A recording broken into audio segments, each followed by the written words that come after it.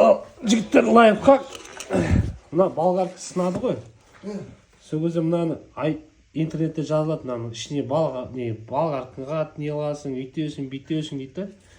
На самом деле 1,5 минуттық не бар?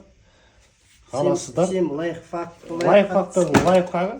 Жаңа көршіміз екеуміз кеше мен 1,5 сағат көршіміз үшеуміз. Мына кісі бар.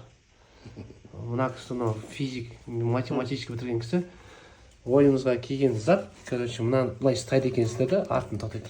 Бір адам істейді мынаны, по идее. Істеңіз енді. Перфоратор. Перфоратор. Молотокқа қоямыз. Аяқтан бастыңыз, кнопканы ұстайсыз. Мынау бітіп қалған ғой, короче. Бұны кілттері майысып кетеді. Бүйтіп мынаны қараңыздар.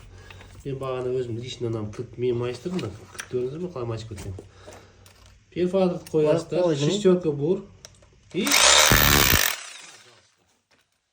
неше секунд?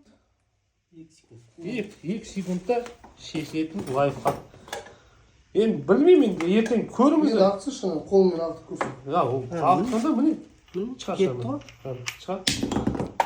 Мен бағана тачт етіп жаңағы алғандарым.